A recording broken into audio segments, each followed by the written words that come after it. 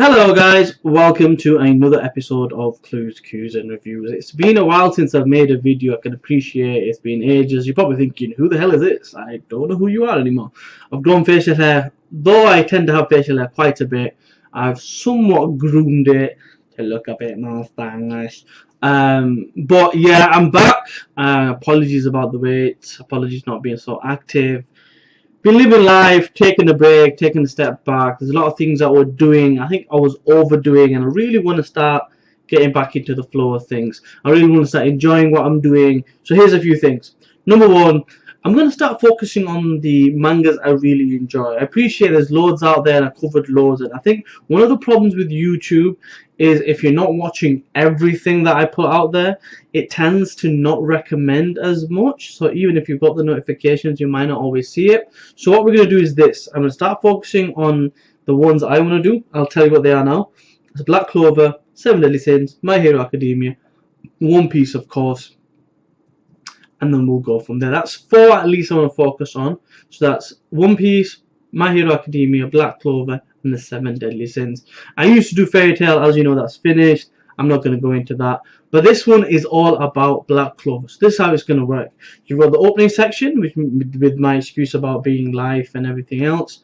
Then there's going to be a covering of all the chapters that I've not really discussed, my general thoughts on it, and my kind of I guess ideas and thoughts on what's been going on, and then the most recent chapter as a standalone piece at the end. So let's get into that. The best way I'm going to probably be able to get through this without forgetting everything and mumbling my words is to cover it in segments. So what I'll do in the description is I'll put down where the end of the chapter breakdown is, as in the full catch up, and then that way if anyone wants to skip they can. Those that want to watch the whole thing, I greatly appreciate it. I love you and thank you for your support. So the way I'm going to work this now is the first segment is really about Asta's fight, his team's fight, and it goes from chapter 113 to 115. Now at the beginning of chapter 113 we are again introduced to the team. So remember how I said in my previous video that I mumbled on about that we were getting introduced to characters we're aware of. Some not as much, but we were introduced to characters. We were now shown the teams that these people are on.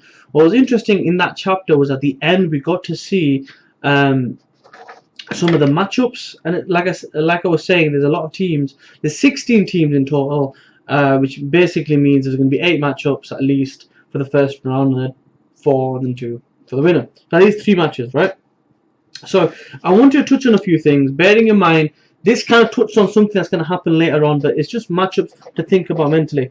So right now in the current chapter, we're in the kind of quarterfinals, you could say. And there's Asta versus Manga Swing in terms of their teams and the rest of the members. But when you look at that matchup, the first that I thought about was Asta versus Magna Swing in the quarters. Finral versus his brother Luck.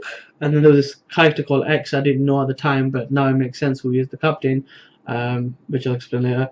And then Yuno, and then I couldn't really see much for Yuno at the moment. It hasn't really been talked much about, but that's where I saw it was going. So Asta's one side of the board, Yuno's on the other side of the board. As it stands, they're progressing towards meeting in the final at the same time. As you find out in this chapter, the most recent one, that there's other things at play. So that's the first thing I want you to talk about. You get all the different names and all the characters. But let's get to the match now. So first thing I want to talk about is some of the opponents. Now this is important because it's all about combination work, combo work, working as a team. And they're a really good team. To explain again, essentially we've got to destroy the crystals from the opponent. You've got this big ass map. Sorry about the language. And basically, whoever destroys the other person's crystal wins, right? Okay, now let's look at some of these characters. You've got Rick Cornell. He's a rank 3 middle. So middle tier is essentially the intermediate tier. You've got your lower, you've got your middle, you've got your higher, you've got your grand, and then you've got your Sorcerer's Emperor. So it's right in the middle. So you have him who's rank 3, and you have the next character, I believe his name is Fortigrease. He's a rank 4 middle, and then you've got Curtis, who's an upper 3rd. So if you think about these from a ranking point of view, by beating someone like this, it generally shows you how powerful you are, how capable of you are. So that's that. Now we know that. Now, what really happens in this chapter that's of note? Number one, Mimosa's development. We get to see her defensive magic, but we definitely get to see an offensive magic. So she's gone beyond and learned something more to become more useful in the actual event of a fight. So we had defensive, we had healing, now we have offensive magic. We see loads of spells being kind of caught out there. And then we see initially, it starts off, if you look at these 3 chapters, we see that the fake Zugozak is basically lying there doing nothing. Asta Mimosa do all the work. Asta gets caught in a trap that causes everyone to attack him, but basically Zug has put some spells. Zug has put some spells up, the fake one, to counter them to beat everybody. The one person that survives is Curtis, barely. Then he basically Zug destroys the crystal. That guy's choking. He should have been in Gintama. That being said, they win, they're through, and we get introduced to the 3rd member of Luke's team, which is Kirsch Vermilion, Mimosa's older brother. The guy's schizo, likes royalty, hates commoners. Let's move on. So, the next section is going to be about 116 and 170. Quite a lot happens, and it covers 3 of the 8 matches. So if you think about it, 1 was covered in 3 chapters. This one, 2 chapters are covering 3 matches. So you can see where the focus is, right? But anyway, let's talk about these chapters and the setups, and we'll go back to some of the things I mentioned in the earlier kind of chapter. So let's start with chapter 116. I will refer to a lot of my notes purely because I want to get the names and some of the ranks right. I sometimes can't read my own writing, so apologies here. Anyway, so we find out Kirsch is rank 1 upper magic user. So he's not the top, but he's more or less above the middle, right? So if you were to put him as a grade, I would say he's a high B. He's a B+.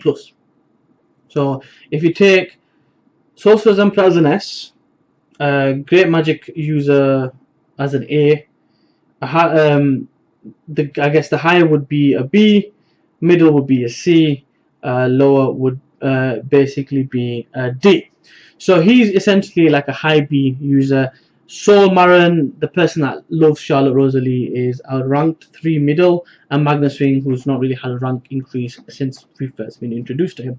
Now, I think the main thing about this, really, if you think about it, is to show you that basically Kirsch is a G. Kirsch, for all his eccentricness, for all his weirdness, the guy knows what he's doing. He creates his path of magic using his cherry blossom magic as like a path to the crystal and the win. That's pretty much what this is about. Just to show you that they're all capable, they work well in a team, but he has a degree of leadership for all his eccentricness, but he's a bit of an idiot at the same time. But he can fight, that's the thing. Moving on to chapter 117. We have 2 battles with this one. Now this was interesting because remember what I was talking about before about setting up battles. This is what's setting up the battle between Finral and his younger brother. So first we see Finral's crew, which is Jamon from the Golden Dawn. He's a rank 2 middle. Leo, as you know, the G himself. Leo is one of my favorite characters. I really want to see his older brother come back. So he's a rank 2 middle, as we saw last time. He's middle rank anyway. And then we see Finral, who's not really been ranked. He's a lower 1 apparently. His brother is watching on the fight. The main thing with this is to show you Leo and Jamon are capable, but it's because of Finral's development. He's seen the whole path of the whole story of the battle. He's able to get people in this direction, in the right direction, to do the job. To the point where Jamon is like, wow, this guy is good. To think Black Bulls had something like this. That statement's important because it tells you that a lot of people don't know as much as they should about Black Bulls, or they underestimate them, or there's not enough good publicity about them. Moving on. So that's battle number 3 so far. Battle number 4. This is where we get to see Finral's brother do his thing. Langris, Franglis, whatever you want to call him. The prick. I shouldn't use the language, apologies. Anyway, so I like this chapter for a different reason than I should have. Seki Bronzer is just a clown. As you know, Seki Bronzer is a character who tried to get with Asta to make himself look bad in the entrance exam. Of course, he got abused because Asta's more than just anti-magic. He's a whole lot of muscle. Anyway, he got whooped. He's on this team. He's joined the Green Mantis. The Ripper's team, Jack the Ripper's team. Anyway, there's him. There's a girl who's a rank 3 middle, and then you got Langris. Check this out. He's a rank 1 greater magic, so he's basically upper echelon magic. Considering he's the vice captain of the Golden Dawn, you'd think he'd be that. So basically, this literally shows you how powerful he is. He just does one thing, destroys the crystal. It is good. The best part is at the end, them setting up the next battle, brother versus brother, gonna be epic. And that's chapter 116, 117. Let's go on to the next section. So we're on to chapter 118, 119. Two matches. I guess it's the 5th and the 6th match of the preliminary round. And we'll break it down by chapter. So chapter 118, it literally is a showcase. So we find out X is the captain, the youngest captain of pain, Captain Lil Bauer Multi, and we get to see his butler Walter. Basically, this whole chapter in reality is about showcasing his past in the flashback. What we basically get told is the greater the opponent, the more creative he gets, the better he is. Because at the beginning, he is caught in like traps and all sorts of stuff. But then when he's up against them, when they're literally ready to take him down, he comes out with the Jewel's Tempest, counters both magics with their weaknesses, and does the job. We find out his backstory is a bit sad because basically he got such crazy magic, they didn't really understand it, they locked him really in a tower, and it was only his butler that was by his side. It kind of reminds me a bit about Death Note, in him being L and X instead of L, and the butler Watari being Walter. It kind of gave me that kind of reminder, and I thought, oh, that's interesting that he's so positive even though he's had that kind of experience. He's a monster, people didn't like him. So I really like that. I really like that they got shown that. What I also liked was at the beginning of 119, sorry, he basically isn't happy with that. He wants to do more, so he's capable of a lot more. And he's a captain, he's there for the Zero Day. He wants to make sure he goes up in rank because they were last. They were dead last, and he wasn't happy about it. So I liked that. I like the idea that the actual Sorcerer Emperor let him kind of participate. There wasn't a rule against it. But this whole time, he's geeking out about all the different magics he's seeing. I love that trend, that meme that carries on through these chapters. Anyway, 119, oh my god, is all about Luc Voltier. Let's talk about it. Luc Voltier is lower rank 5. Let's pay no attention to that, but bear it in mind at the same time. Klaus from the Golden Dawn is a rank 3 middle, and then you've got Paulie, who's an upper rank 4, 4th rank in the uppers. Now, one thing that they mentioned from the opponent is Rob, who's from the Silver Dawn. Remember who that is, Silvers, and he's an upper rank 2. Upper rank 2 is kind of like a B, plus type player. So on the actual battlefield, Luc is considered like a D minus. Klaus is like, I guess he's a C. Paulie is like I guess a B, but they're facing up against a B plus player. What happens? Boom! Luc shows his improvement. Now, what you want to take from this, other than him being a badass, is originally, you know, when you went to all those places, you went to the maze and the dungeon, sorry, and he was like being crazy. He was suited at that stage to be a ranked middle, so he was at least as a minimum, I guess, a ranked C grade player. The fact that he's been a B plus player indicates that he's at least that. So the fact that they're showing is ultimately telling you how much he's grown. Everybody has grown. This is most evident with him. It being lightning is quite just electrifying, basically. Anyway, this ends up with build up for the quarterfinals. Lil Balmalti versus Luc. That's that interesting development that's going to happen. And that's the chapter. So the way we're going to do this part is going to do chapter 120 and 121. And then 122, 123 in the most recent chapter together, because it occurs to me that it's all one fight. It's Asta's second round fight versus Kirsch Vermillion and Magnus Swing. So we'll get to that. Number 120 and 121. Now, one thing that occurred to me that it kind of went over my head, I had to kind of go back and double check a few things, was Team N. So the 7th battle doesn't really happen. We don't really see it on screen. We just know that they won. Now, this leads me to believe that something's going to happen there, which is going to be interesting, that they're going to save for later, because in theory, these people are going to fight the winners of this next battle, Team 8 battle. So, let's kind of talk about that a little bit. So, number 8, we basically find that we got this character who's on Yuno's team called M or L, and he's a rank 4 upper, so he's decent. Rank 4 upper is essentially what I guess it's a B, so it's kind of a B minus. Then you have Yuno and Noella, who's like at odds with each other because Noella doesn't know how to cooperate and talk to people apparently because she's posh. And then we get to see a character that we all know, Solido. Solido is one of Noella's 3 siblings, the weakest and the lowest ranking of the 3. Let's put that in perspective. He's basically he's a 3rd rank middle, so he would be, I guess, a C classed magician if you want to put a grade on it. And he's been bullying Noella for a long time. So this was one of the things that I picked on earlier on. And I thought this would be a good clash to look forward to. So that's the first thing. The other thing with this was the whole Electra Yuno thing. Electra Sandler being the character in Golden Dawn who doesn't like Yuno because he's not necessarily from here. He's out from outskirts. He's a commoner. We shouldn't really be with him. He's an orphan. So basically, in a nutshell, 120 sets up that dynamic and they get separated for a 1-on-1 fight. So Electra versus Yuno and Noella versus Solido. Before we get into it though, I want to mention that he is technically ranked, Solido is ranked 3rd middle, so he's a C class. His older sister, who's not the captain but she's in the middle, is the rank above 3rd. And these ranks are basically from the award ceremony way back when. So she's a rank 3rd upper, I guess, which in this case would basically be a B rank, I guess. So she's a mid rank B. So just keep that in perspective. So anyway, 1-1 in a nutshell, they basically win. The Yuno's team win. Yuno does this magic, shows his development, some crazy jewel hurricanes, just destroys Electra, and whew, that dragon looks so beautiful. It was kind of like a snake, serpent, dragon, anaconda thing, and just blew away Solido.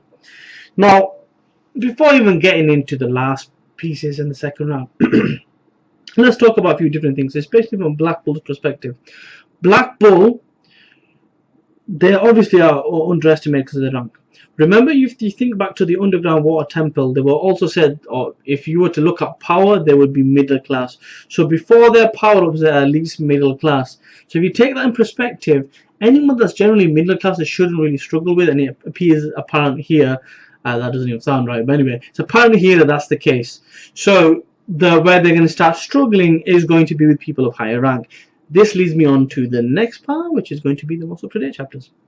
So the final segment of this video, it has been a long one. Thank you very much for waiting for this part. So this is chapter 122, 123, 124.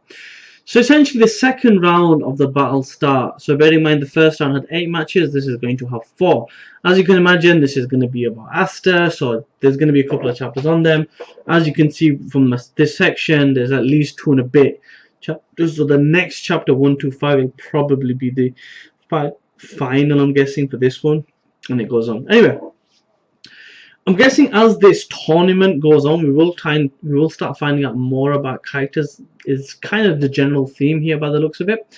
But we'll talk about it chapter by chapter. So the first part, essentially, we find out a little bit more about Fake Zug. He's kind of the anti-establishment dude. He basically says he set up traps in advance because he gained information. Information is power, so to speak. It is true to a certain degree, because a lot of the times, if you watch a lot of anime and you watch a lot of matches, often enough the person who knows more about the weaknesses and how to counter the opponent tends to win or has more of an advantage. So that rule kind of sits true with me. I guess knowledge is power. Just how you go about it and some of the tactics you use can affect it. So he set up a trap in advance because he knew where this territory was going to be, but he didn't really account much for Kirsch because he sends this cherry blossom attack all over the place with not much thinking in advance. Asta goes, okay, holds his sword, lets out his dark hurricane, demolishing the magic contained there, which is including the traps, which kind of pisses off Zook a little bit. But sets up a funny scene. He goes, let's go up for it. Yeah, I'm the main character. I loved it. It was funny. It made me laugh. It made me chuckle. Moving on to the chapter 123. This made me chuckle because Asta's kind of like a walking contradiction. He's like, I don't want to use your traps in such a mischievous way, but come out with a tricky strategy and we'll win. And I'm like, he was doing a tricky strategy. How can you say it? But it has to. He's a main character. It's one of the things. Anyway, we now get an idea of his name. The Zook, apparently his name is Zora, or that might be part of his name. Zora? No, I'm just saying. So we get a flashback. We have a person who looks like he's in some type of team. He has a cloak on, and he's telling him about the magic order being really good, but they need to work as a team in a positive way. It doesn't seem negative by the translation. And then we go back to what's going on. Now, this is interesting because I'm guessing he's had a dark past. Was that his brother, his mentor, his friend, somebody he looked up to? Something has happened to cause him to be the way he is now, to rebel. He's kind of like a teenager, but he seems older. He's very rude as well. He likes using the word turd. Anyway, so what I liked about this chapter was basically they used the characteristics, the ego of Kirsch against him. He went running out of there because he realized that even Sol Maron was basically, Milady was basically a commoner as well. He's run after Asta, and he's like throwing his cherry blossoms, and Asta's like, just chopping it all up. And then it looks like he's got him cornered, and he's like, you think I'm that stupid to fall for your traps? But in reality, he got caught for the common trap. The trap that you see in like the cartoons, the Wile E. Coyote type of thing. He falls for basically a hole. The physical trap he fell for, not the magic one, because he's so reliant on the magic sense rather than the physical senses as well. So when he got caught, he literally fell in a hole, and they buried him with one of the swords. That's interesting because the sword itself drains the magic power, which essentially puts him out of business, which sets up the next chapter. Now, I think this whole dealing with him in that way was a good thing, because it allows Sol Maron and Magna Singh to, I guess, shine a little bit more. We didn't get to see much of them in the first match that they had. This chapter, this 1, 2, 4, the more recent chapter, shows that few things we've seen. Sol Maron does not like hitting girls, because she has a perfect opportunity to defeat Mimosa, but she just traps her and leaves her there. This is important because now the tide has turned to their favor in a sense, because they've taken out Mimosa, who's got defensive capability, who can essentially be a diversion, and that massive attack that she's got as well.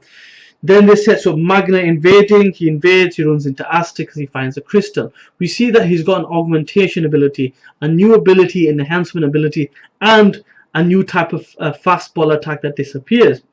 Two things happen with this. If you think of it this way, we basically get to see Magna Swing's evolution. We don't know how much.